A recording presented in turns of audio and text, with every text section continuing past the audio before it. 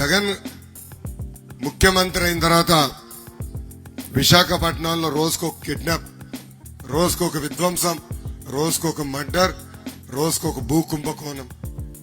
అంతెందుకు పెద్దలు చెప్పినట్లు వాళ్ళ సొంత పార్టీ ఎంపీ భార్య కొడుకుని కిడ్నాప్ చేశారంటే ఇంకా మన పరిస్థితి ఎలా ఉంటుందో ఒక్కసారి ఆలోచించాలి. వాళ్ళ భూ కుంభకోణాలకి సహకరించట్లేదని ఒక ప్రభుత్వ అధికారిని వైకాపా నాయకులు హత్య చేశారు తల్లి.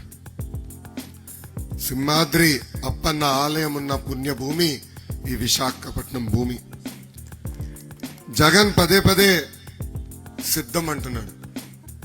నిన్న కూడా సిద్ధం అంటూ రాప్తాడుకి వెళ్ళాడు తల్లి. అక్కడ ఆ రాప్తాడు సభలో వైకాపా కార్యకర్తలు నాయకులు మేము సిద్ధంగా లేవని తేల్చి చెప్పేశారు. అక్కడ ఏకంగా సభ తుస్మనింది. అక్కడ ప్రజలు వెళ్ళిపోతున్న సమయంలో అక్కడున్న మీడియా మిత్రుడు ఒకడు ఫోటోలు వీడియోలు తీస్తే ఏకంగా వైకాపా రౌడీలు అతన్ని చితకబాది కొట్టే పరిస్థితి అందరం చూసాం.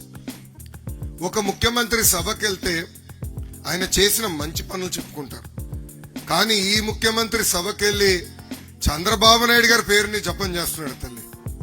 గంట ప్రసంగంలో చంద్రబాబు నాయుడు గారి పేరుని 100 సార్లు పలికాడు ఈ జగన్.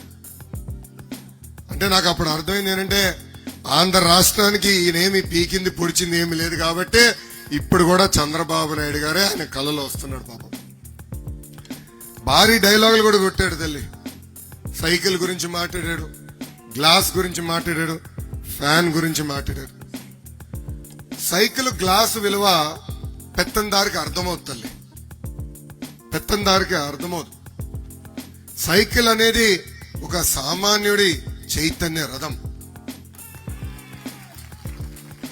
సైకిల్ అనేది సామాన్యుడు చైతన్య రథం.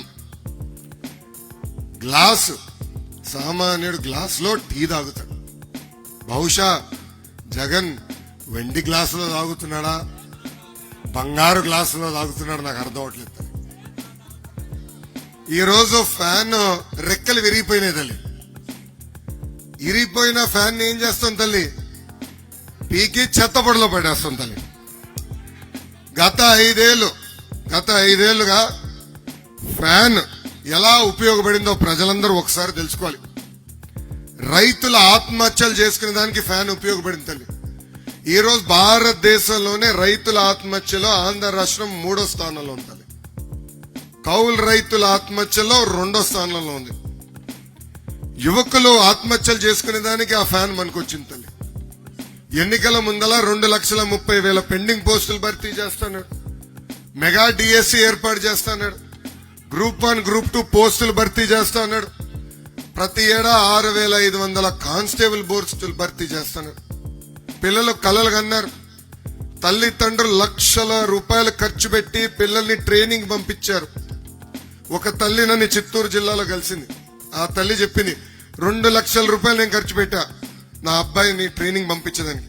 కానిస్టేబుల్ పోస్ట్ ట్రైనింగ్ కోసం 2 లక్షల రూపాయలు ఖర్చు పెట్టినా ఈ జగన్ పోస్టులు విడుదల చేయలేదు. నువ్వన్నా చేయి బాబు అని నన్ను అడిగింది.